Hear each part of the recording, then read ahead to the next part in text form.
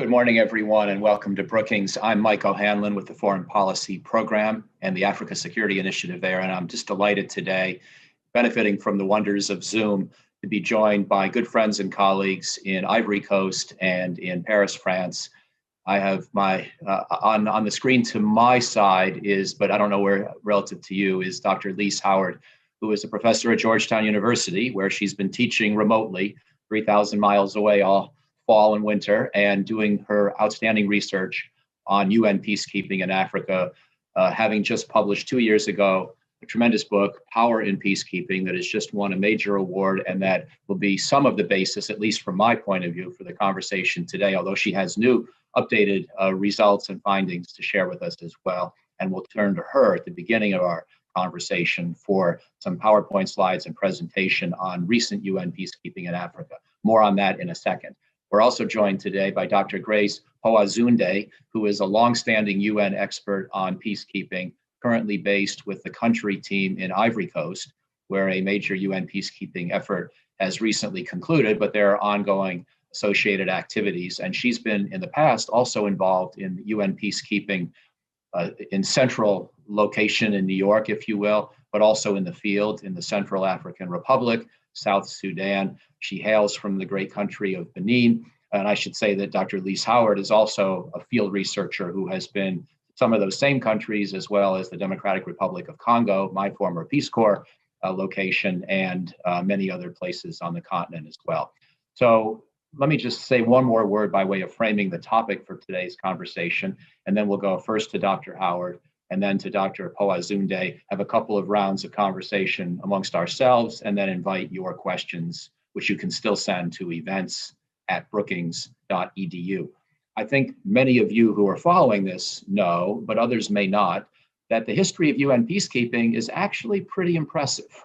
And I say that fully aware, as I'm sure our panelists are, and all of you, of the problems, of the limits, of the times when peace has not held, of the times when peacekeepers have done terrible things or have not been up to professional standards that we would like. But if we look at the research, for example, of Dr. Howard and her book that I just showed on Power in Peacekeeping, who looked at complex missions since the Cold War and concluded that roughly 2/3 have fulfilled the majority of their mandate. Or we look at other work by people like Paige Fortna at Columbia, who have done statistical analyses on simpler as well as complex peacekeeping, and concluded that peacekeeping has made a positive difference in at least 60% of the cases. And she has various statistical methods, as do other researchers in the field, who have generally come to this conclusion that the batting average for peacekeeping is better than 50% relative to a norm if we didn't do anything. And that's pretty good when you're talking about a combined global enterprise that has been costing the world $7 or $8 billion a year in recent times, about 1% of the US defense budget. And yet that kind of a track record in roughly a dozen to 15 countries at any given moment in the modern era. And so there's a long ways to go. There are a lot of conflicts that aren't resolved. There are a lot of ongoing missions, some of which are struggling. And there are certainly places where the task is so daunting, as in my former Peace Corps country of DRC and elsewhere, that we're a long ways from any finish line. But having said all of that, this is an area of international security policy that shows considerable success, achievement, and promise. And that's what we're here to discuss today, with as much emphasis on the future challenges as on the past record. So no one's here to spike the football in the end zone Tom Brady style, but we are here to give a balanced assessment of the utility of this tool and a discussion of how it could be applied even more effectively in the future. So thanks for indulging me on that introduction. And now we'll hear from the real experts, starting with Dr. Howard. Over to you, my friend. Thank you so much, Mike. And it's a genuine pleasure to be with you here today. Thanks for inviting me to Brookings and to all of your staff who helped make this possible. And it's lovely to see Grace again. Grace and I were actually traveling together in DRC, Michael. I forgot to tell you about this, in 2015 with the Undersecretary General. So yes, how you move around in DRC is by plane, and I was fortunate enough that Grace and her team allowed me to join them to witness how they were doing what they were doing. So, and a lot of that didn't make it into that book that you very graciously just plugged. Thank you very much for that. Okay, I want to talk today. I know the title of this event is The Future of Peacekeeping, but I'm going to look retrospectively for a moment because you did ask me to talk about effectiveness rates. And it's really worth spending a moment thinking about this because the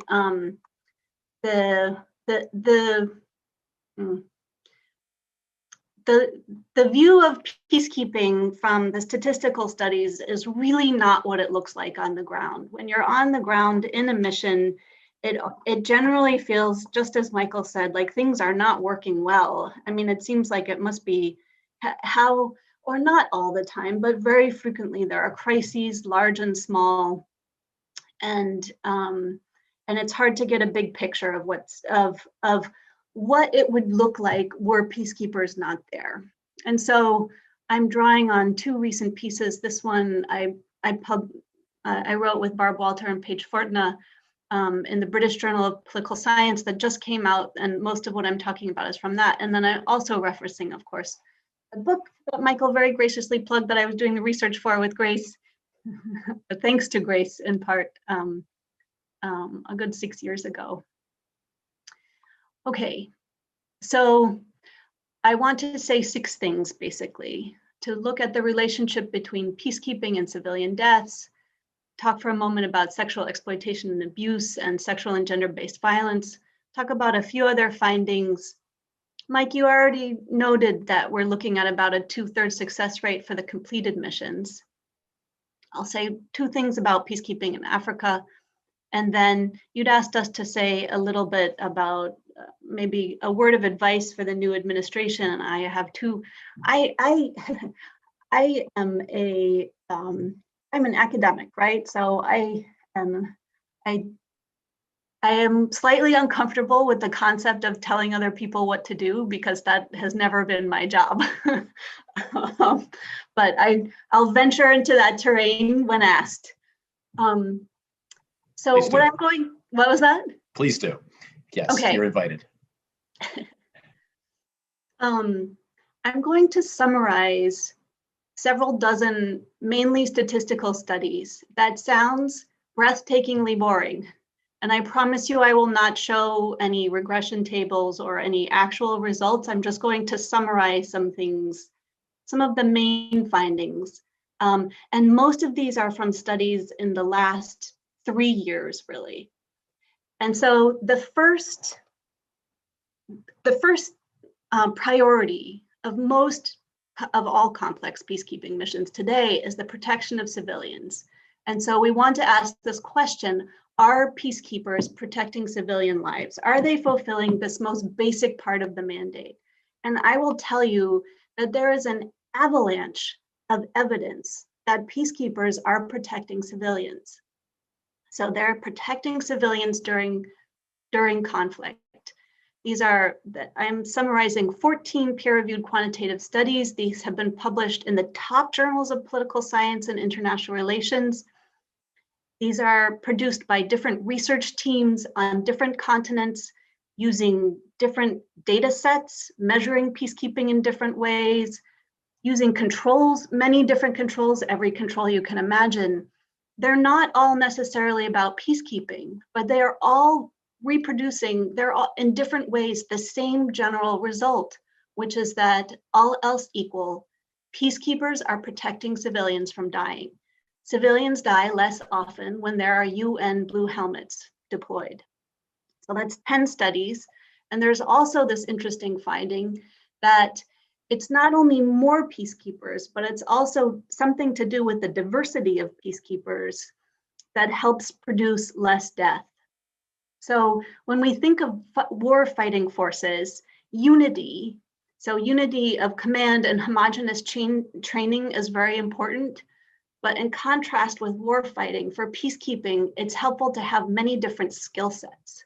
So people from different countries bring different skill sets, and diversity is actually helpful for protecting civilians. We also have an important finding that peacekeepers correlate with fewer military deaths, and that's in the top journal of in all of political science from a few years ago.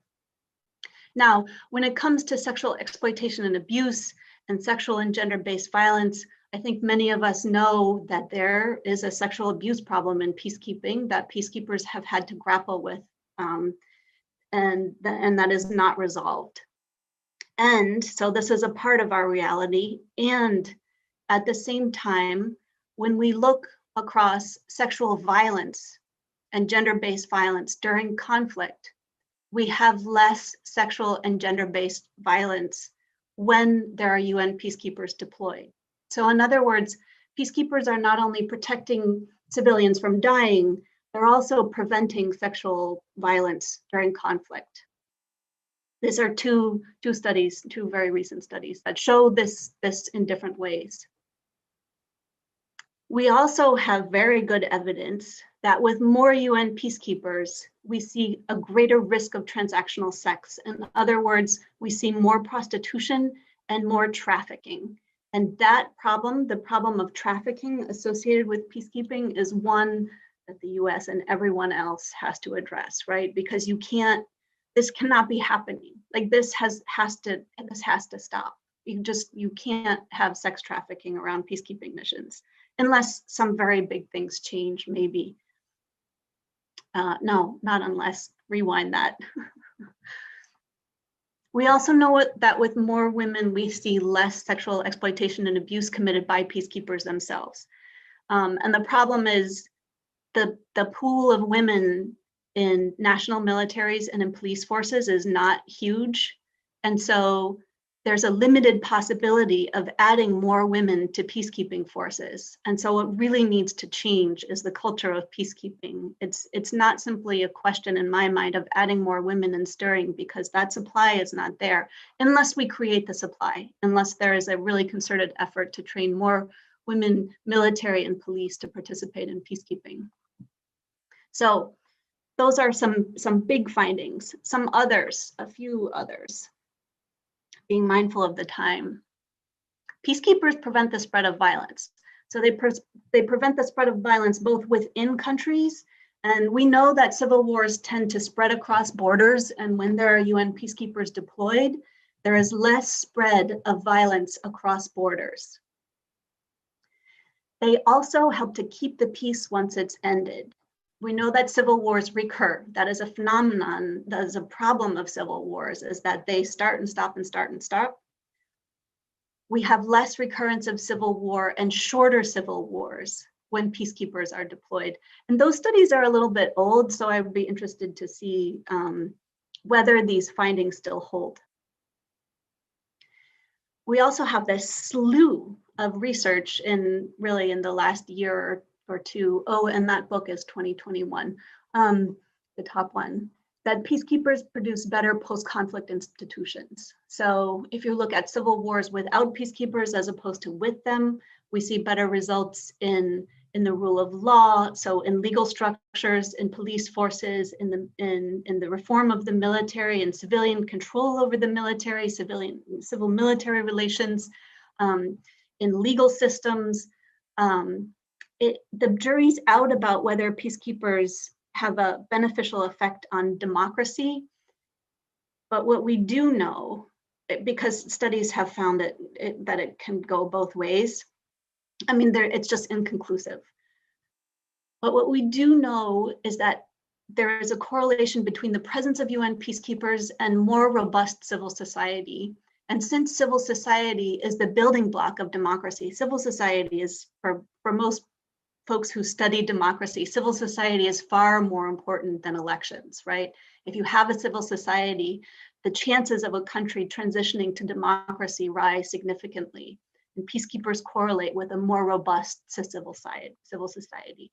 As Grace and I can see with our own eyes, if we look at the countries like DRC, like Centrafrique, that have really robust civil societies where they did not, and only in recent years. So I'm talking a little bit about this book, Power and Peacekeeping, now turning just to the results that Michael was just talking about, right? So most of those findings are about ongoing conflict. my study is looking at the completed missions, and of the roughly completed 16 completed missions, I'm arguing that the UN has implemented its mandate, most components of the mandate, in 11. So we're looking at about a 2/3 success rate, right? So in 5 cases, the UN departed the countries before it had completed the mandates.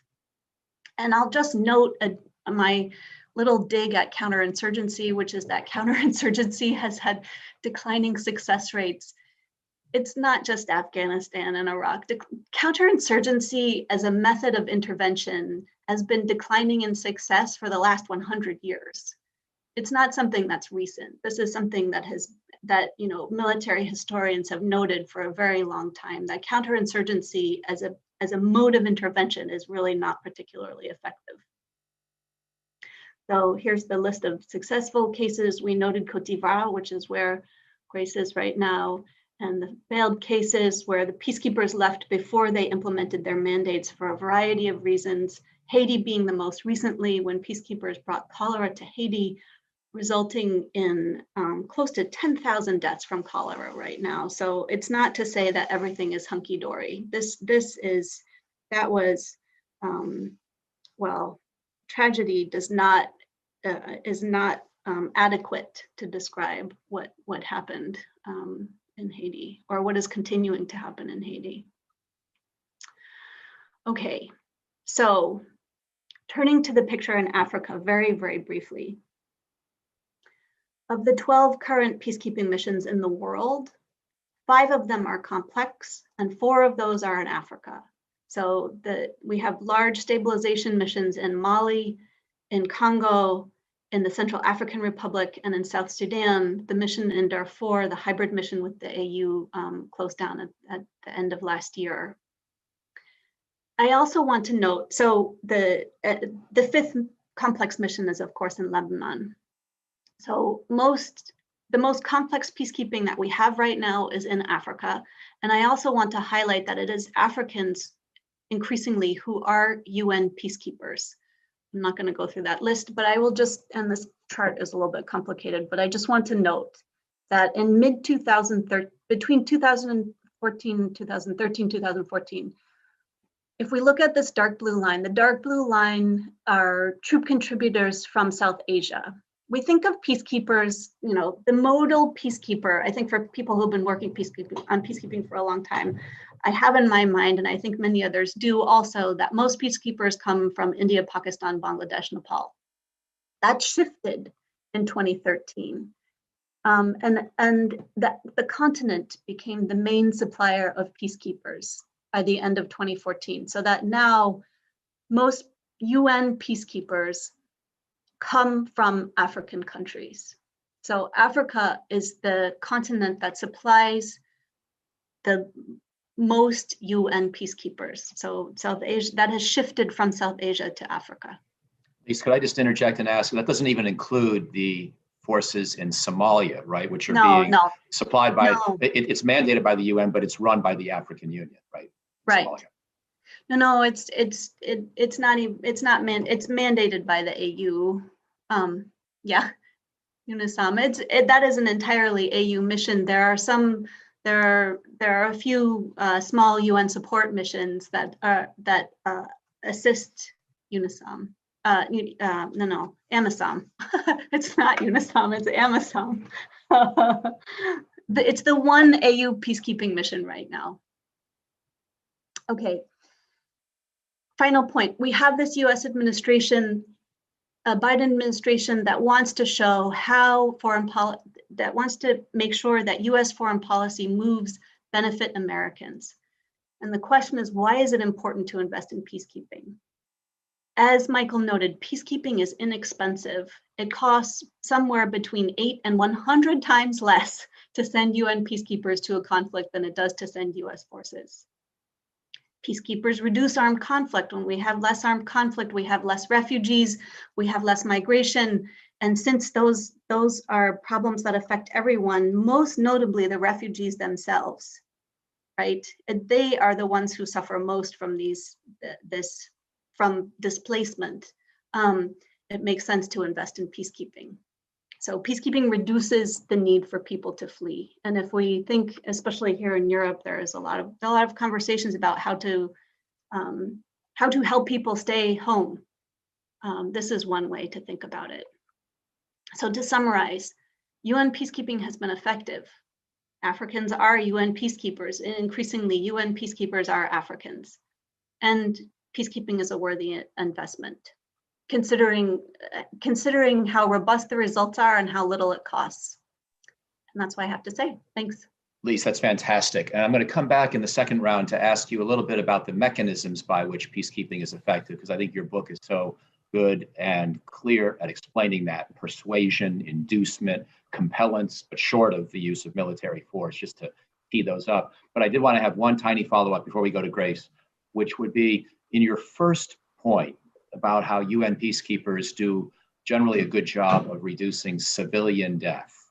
Is there a rough number that you have in mind about the magnitude of that effect? Do they typically, on average, cut death rates by half, or by 10%, or by 90%? Is there any rough number? Because maybe I just think this way, given my background, but I love being able to hold on to that number of the two-thirds success rate of complex missions, or Paige Fortna's earlier work, sort of 60% typical effectiveness across all cases. But do you have any kind of a number on the likely reduction in civilian death rates?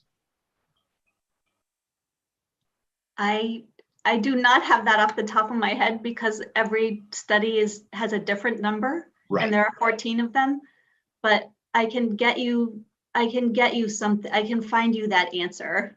Well, if you would like to. So we're kind of at a range, right? We're at a range. And I don't want to venture a guess as to what the range is. Yeah. Okay. Thank you very much. Fantastic presentation. A lot of great information. And now Dr. Grace, Dr.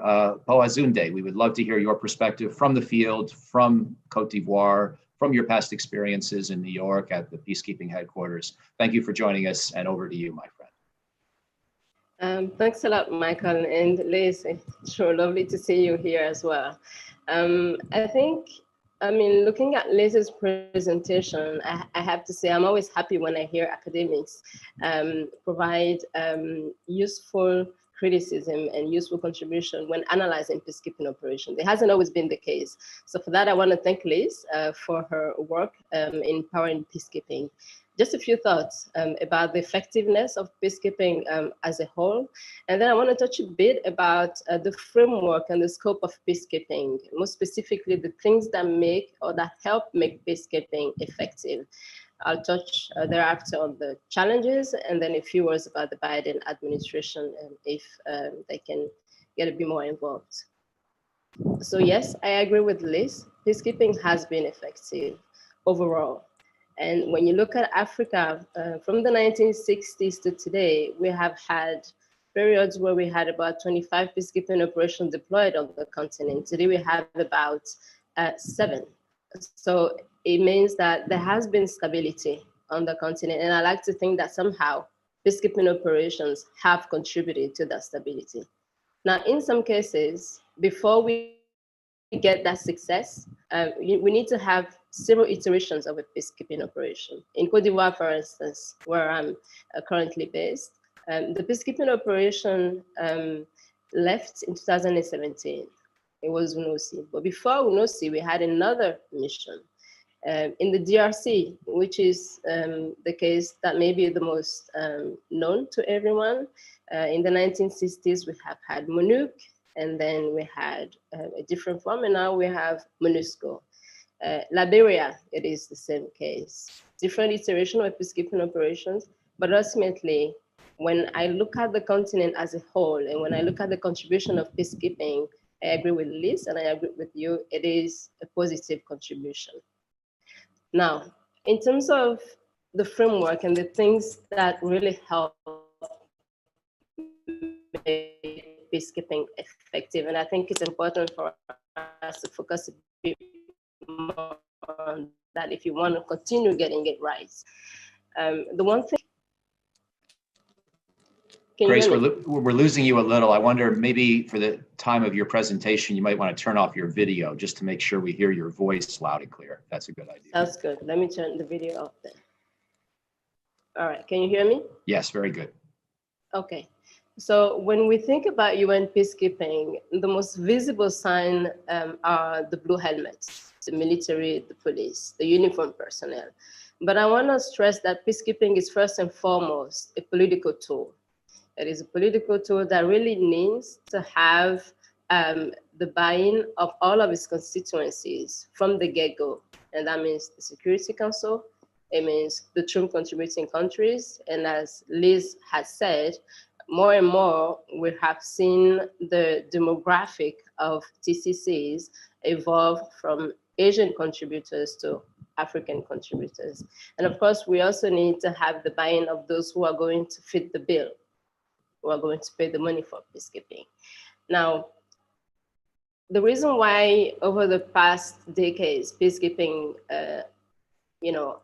seems to have been more successful, I would say, than today, is, in my view, because we had that consensus much more easily than we have today, I would say. Those global dynamics tend to affect the decision-making processes of establishment of a peacekeeping operation, of the mandate a peacekeeping operation will be given, and the resources it will be given to actually implement that mandate. But regardless of that, I think the conditions that we have today, where peacekeeping operations are being deployed, are changing conditions, and peacekeepers continue to do their best to protect civilians, contribute to institution building, and rule of law. So in terms of the framework of peacekeeping, I think that's the first thing I wanted to stress. Peacekeeping is a political tool, and it really requires the consensus of its key constituencies to ensure success. Now, a few challenges, of course. Peacekeeping, it is a tool, it evolves, and it evolves in an environment. And when that environment changes, of course, it impacts the way we think about peacekeeping, it impacts how we conceive our peacekeeping, and it also impacts how our colleagues work on the ground. We have seen peacekeeping missions deploy more and more in contests where there were practically no peace to keep. Normally, the ideal scenario for peacekeeping, and when Lise rightly points out in her books, is that we need to have the consent of the host country. Those are the three principles of the peacekeeping: consent of the host country, the impartiality, and the non-use of force, except in self-defense or in defense of the mandate. Now, it's a lot easier when we deploy in contexts where we have a peace to keep, meaning where there's a peace agreement to support, where the contest doesn't present us with asymmetric threats, which is something peacekeepers are not equipped to tackle with. More and more, we have been moving to unknown territory, I would say, for peacekeeping, and that adaptation is still ongoing. So it is a work in process, but I would like to say that even there, when we look at Mali, for instance, and Mali has gone under a lot of criticism recently in terms of the fatalities, in terms of the difficulty to implement the Alger agreement. When you are in the mission and when we're looking at it today, like Lise said, we tend to think that everything is wrong. But just think 1 second, if MINUSMA was not in Mali, I think we will be telling a different story. So for me, peacekeeping has been effective. It continues to be effective despite its challenges. And moving forward, and particularly for the Biden administration, what I would call for is that most constituencies recommit to peacekeeping. It is one of the best multilateral tools we have in managing conflicts and in dealing with conflicts. And I think it is an opportunity that we have now with this new administration to really get more involved, all of us, in United Nations peacekeeping, support UN peacekeeping, both financially, but also in terms of troops on the ground, in terms of equipment, in terms of, being the political advocate for peacekeeping. So I will stop my comments here for now, and of course I'll welcome any observations and suggestions from you or other colleagues. Thanks, Michael. Dr. Grace, thank you. You came through very loud and clear with a very compelling message. I wanted to ask you one quick follow-up, and then we'll go to a sort of a round two, and I'll go back to Lise with some thoughts on her book, I hope, and trying to tease out some of the mechanisms that she described. But you mentioned that peacekeepers are restricted in their use of force. And we all know that's crucial because we're sending relatively modest numbers of people into places where governments do invite them in, but the desire of those governments or other groups to see somebody else essentially impose order on their country is not necessarily very high. And so the whole notion of restriction on the use of force is crucial. However, those of us who are getting old and grizzly like myself and remember the experiences of the 1990s, especially in Rwanda and Srebrenica, Bosnia, know that there is a risk on the other side, which is that if peacekeepers are precluded from using any force, and I know you mentioned the two conditions in which they are allowed to use force, and I want to ask you to expand on that a little. But if they're prevented from using force, you can have massacres, or even the peacekeepers themselves could be held hostage or even killed. And so I just wondered if you could give us some perspective on how the United Nations thinks about that challenge and what kinds of steps can be used. We know that peacekeepers are brave. Many of them, or at least a substantial number, do lose their lives, whether from disease or accident, or sometimes the use of force. But we also know it's important to minimize that and to make sure the mission doesn't fall apart when a spoiler challenges a deployment. So could you speak to that, please, briefly? Yes, Michael, thanks. And I think you've touched on one of the most essential aspects of peacekeeping that has been under review and continues to be under review in past years. The non-use of force, or the use of force in self-defense or only in defense of the mandate, is one of the key principles of peacekeeping. I think it's also one of the principles that make that tool appear, how do I put it, more accepted by the parties involved. I mean, when we are engaging government or rebel groups or warring parties on a conflict situation, and of course, a peacekeeping operation represents a third force. Nobody wants a third force coming into their territory and being allowed to shoot left and right and to use force, no. But I think it is reassuring for parties to know that this force will come, it will deploy, it will have very clear principles, and it will not be allowed to use force, but only in certain circumstances. So for us, that principle is key and it is important. Unfortunately, the context where we have been deploying recently, as you said, and situations in the past, as in Rwanda, have called into question or have, raised criticism about that. But I want to say we have different tools to address different types of situation. And if I want to take the example of Mali, for instance, peacekeepers are deployed there, but we also have a French force. Why? Because the nature of the threat in Mali is not within the purview of peacekeepers. That parallel force that operates in the same operating area as MINUSMA has a very specific mandate to address asymmetric threats. Now, of course, there needs to be cooperation. There has to be cooperation.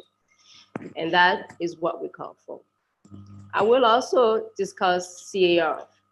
We had a similar situation in CAR, where a French parallel force deployed alongside the peacekeeping operation, and ultimately left once the nature of the threat became something that was more in the realm of peacekeeping operations. So I think when we are discussing peacekeeping, and for us to continue ensuring that peacekeeping is effective, we need to manage expectations, and we need to keep in mind that peacekeeping will not do anything and everything.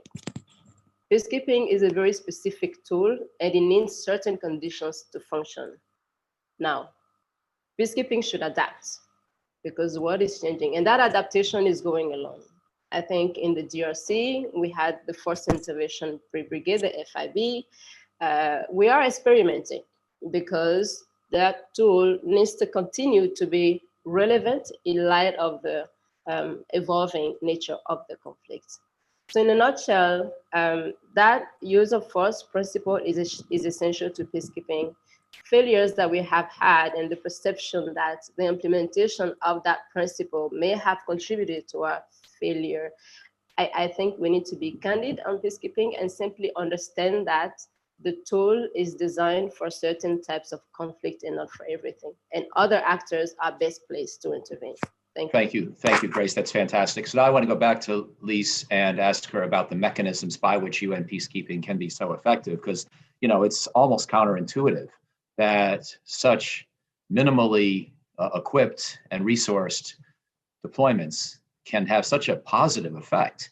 And as Grace, as you just said, this is not through the physical imposition of an outcome on the country in question. I mean, there is occasionally, or historically at least, the possibility of a deployment with a mandate to go impose a peace, but that's rarely what happens today.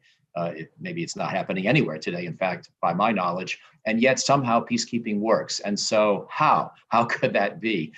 Even when there isn't a French contingent as in Mali, or a brigade deployed as in Congo briefly, as you mentioned, Lise, in your book, where there was an active mandate to use force in a particular situation for a particular limited amount of time. Those are the exceptions. In general, peacekeeping works without that kind of help, and it still is successful 60 to 70% of the time. So how? Can you explain a little bit of the mechanisms? And then, Grace, I want to come back to you for any comments before we go to audience questions.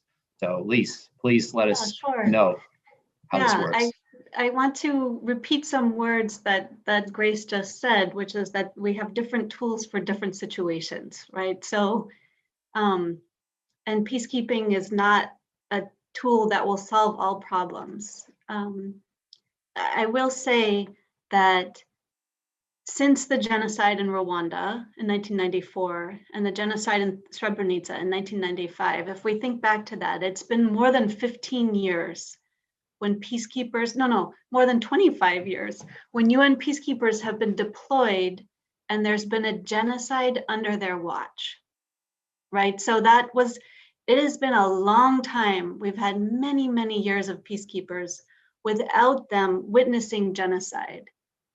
There would have been a genocide in the Central African Republic without the African Union, the French Sangaris, and then the UN peacekeepers.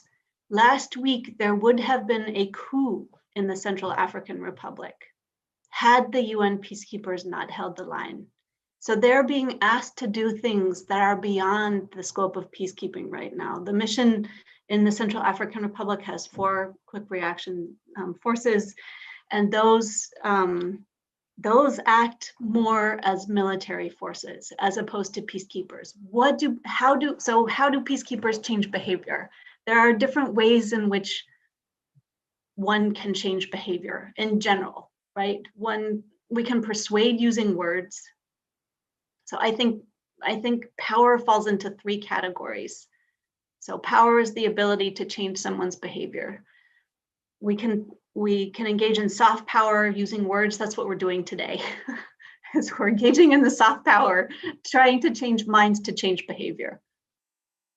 Peacekeepers also engage in inducement, right? So they're building institutions that channel behavior, or they provide carrots and or take things away that changes behavior. So they provide things that people need, especially in schools, buildings, institutions, roads, but they can also curb illicit networks. And I think that that is one area that we really need to think about improving in our multilateral response in general, in all of these big missions, is how to curb illicit networks. How to stem the weapons, the flow of weapons and people and natural resources.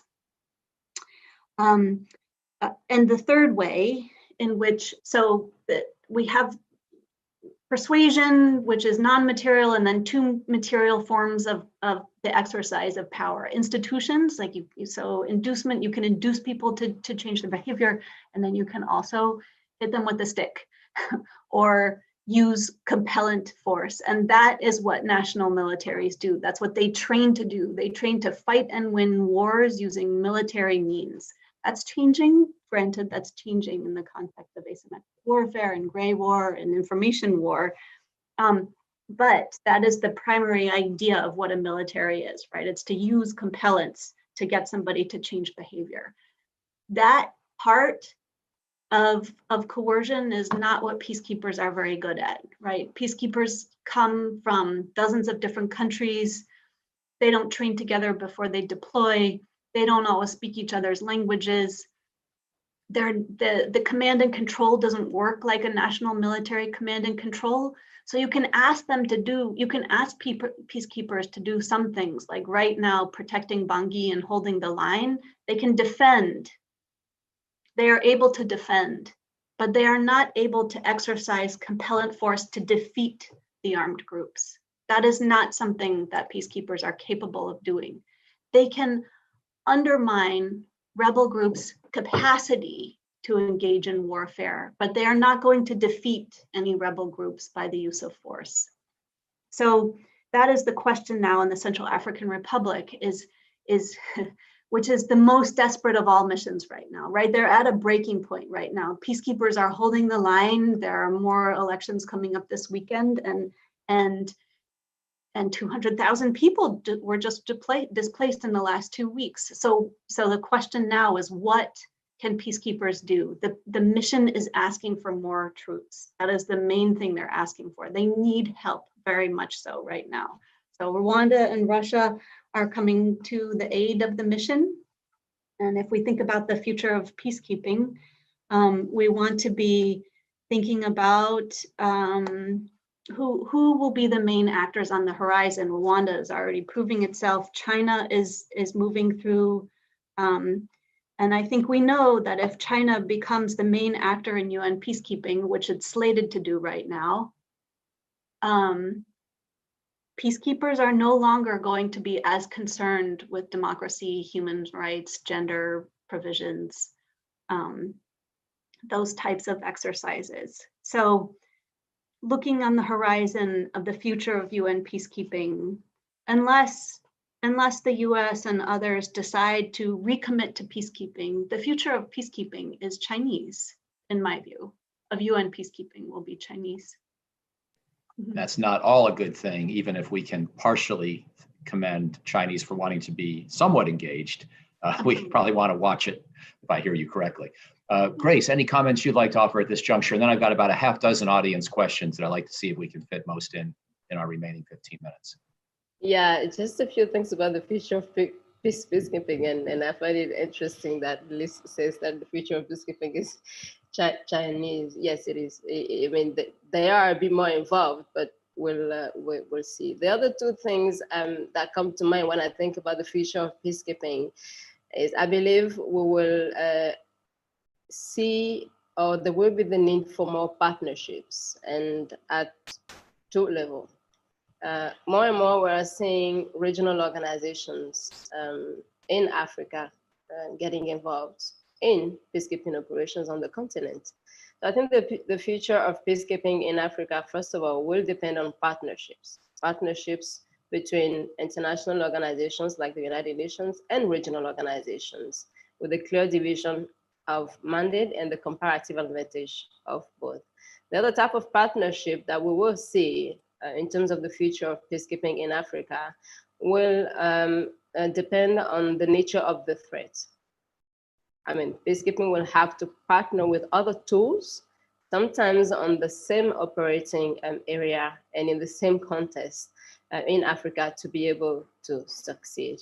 So those are the two things I want us to keep in mind in terms of the future of the peacekeeping. It will require more partnerships at two levels with regional organizations, but also with other tools in the same context to be effective. Excellent. So I'm going to break the questions from the audience into two batches, and I'm going to give you each about 3 at a time, but I'm not asking each of you to respond to all of them.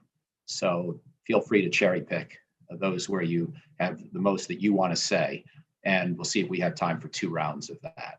So in round one question, which you may or may not want to comment on, but it's, I'll leave that to you. Do you believe the Biden administration should or will expand US participation in UN peacekeeping in Africa? So that's a question that, sitting in Ivory Coast and France, you may or may not wish to comment on, but you're certainly invited to. And then another question concerns the dynamics in New York among and between the 5 permanent members of the Security Council. You've both just mentioned Russia and China. And would you say that differing views among the permanent 5, also, of course, France and Britain, do these affect the effectiveness? Do these, weaken the effectiveness of UN peacekeeping in Africa in any way? Or do we largely see synergies or cooperation for the most part? Obviously, there can be high-profile disagreements over mandates, but I think the question gets more to the mechanics of peacekeeping. And then finally, there's a question about whether either of you has a suggestion for the UN. And I realize, Dr. Kpohazounde, you work for the UN, so you may or may not wish to comment, but about how the UN can tell its story a little better. If there is so much encouraging news, maybe I don't want to say it's all good news, but there's certainly enough to build on and to make us hopeful about the future. Is there a way for the UN as an organization to do a more active and better job of that, so that around the world, parliaments and congresses and others who are skeptical about this enterprise and dubious about whether their taxpayers should be asked to support these missions will be a little bit more forthcoming? And obviously we can start with the US Congress in terms of a dubious group historically. So let me begin, if I could, Lise, with you, and then go to Grace.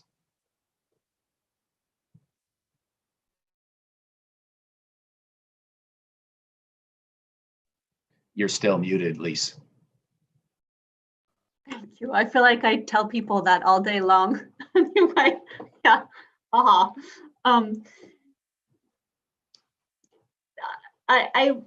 try to answer them briefly because I don't want to take all the time. So, will or should the Biden administration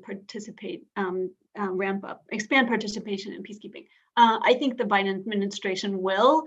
I hope that they will, to the extent that the US is over $1 billion in arrears now to UN peacekeeping, and it is jeopardizing peacekeepers all over the place. So until the US pays its arrears, we can expect that there will be increasing problems in peacekeeping, which is just bad for everyone. So I hope that the Biden administration and Congress will pay up and make good on our obligations to the rest of the world, because it is just something that has to happen for so many reasons. It helps us at home. It helps everyone everywhere else.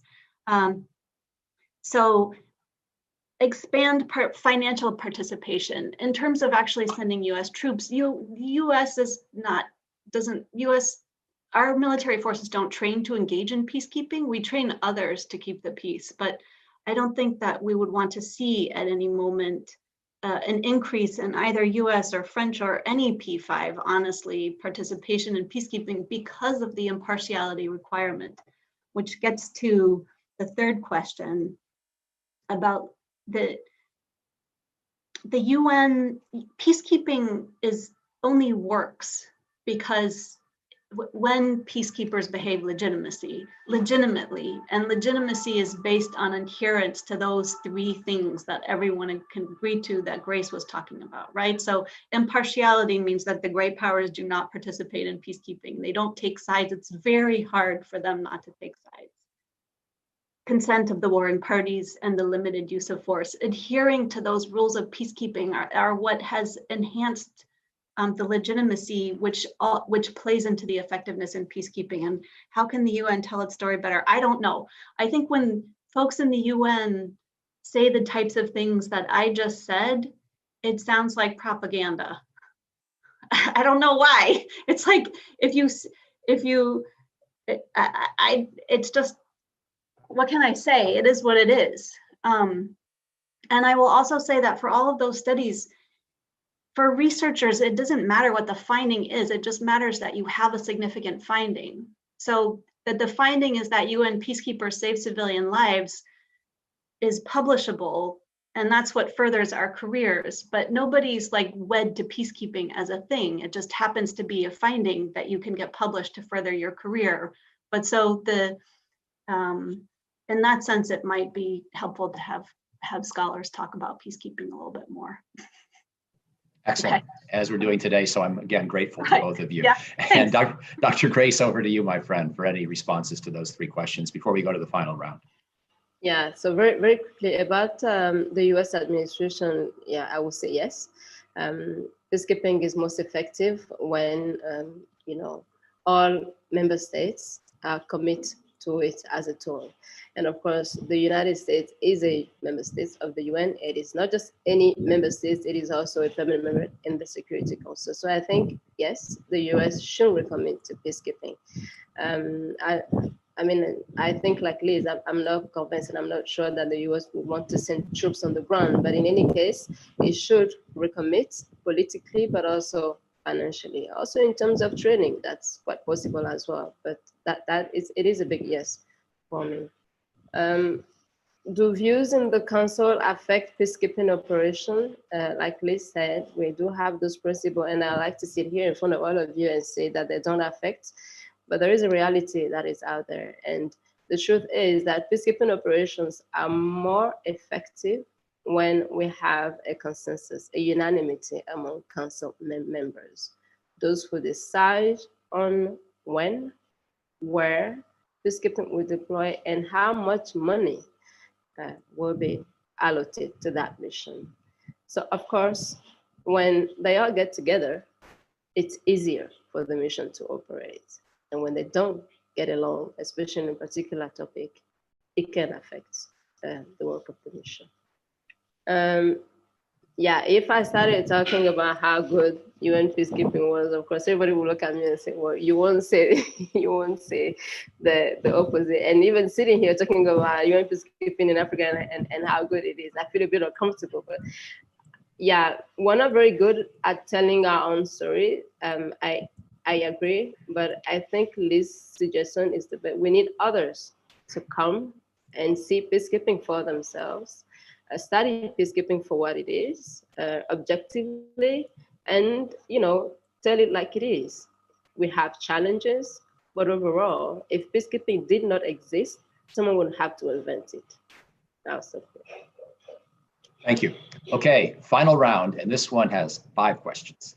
So I hope you have a piece of paper and a pen. And I again want to invite each of you just to respond maybe to a couple, as you prefer. But one question, and some of these are a little bit more pointed and a little bit more specific too.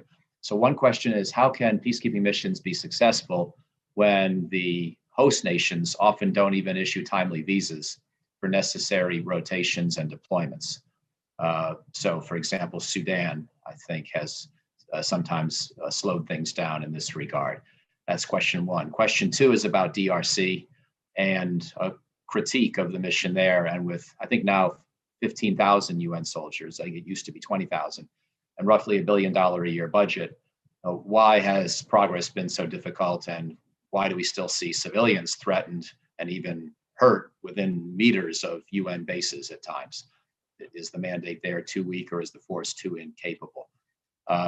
Grace, you've already touched on collaboration with other organizations, and so have you, Lise, but there's a question about private sector capabilities and whether there's more collaboration possible there on that specific dimension of working with other groups. And then there is a question about regional peacekeeping or regionally led operations or AU-led operations. Should there be more of that, or does the UN model sort of strike the right balance at involving Africans, as you both said, in peacekeeping in Africa, but also having a certain dispassionate quality because there are people from all over the world who have varying interests. And as you pointed out, Lise, in your original presentation, diversification of peacekeepers is often correlated with success. So nonetheless, is there a case for more regional or AU-led operations? And then finally, this gets into a little bit of the details and maybe the statistical weeds on the various studies, but do unarmed civilian monitoring missions differ from armed peacekeeping missions in their effectiveness? And again, we all know that even the peacekeeping missions with armed soldiers have very limited mandates for the use of force, as we've been discussing. But nonetheless, they do have weapons, by contrast with pure monitoring missions. And do you have any general observations about whether one of those is more effective than the other? So that's a lot to throw at you, but please be selective. And we'll start again, Lise, with you if we could. Yes, I will manage to unmute myself before I start speaking. Yeah, great. Thanks so much for your questions, everyone. I'm sorry we can't interact face-to-face. I hope that we will be able to interact face-to-face before too long, but I really appreciate the interest and the questions. On visas, there's been it's not just in Sudan, it's everywhere that there's been a difficulty in rotating troops because of COVID. I mean, things are just rough because COVID makes things very difficult. And more so for peacekeepers. And I will say that peacekeepers are engaged in helping with COVID prevention, restriction and prevention. And so in that sense, they're providing a very necessary and useful assistance to many governments. For DRC, what I can tell you is it's not beautiful. The UN peacekeeping in DRC in general has not been beautiful, but it's also really quite evident to me that if UN peacekeepers were to be withdrawn, which the government I think wants, a lot of people would die. A lot of people would die. And so it is a Band-Aid on a wound. And no, they're not able to protect everyone everywhere, but if they were to leave, the situation would be much worse.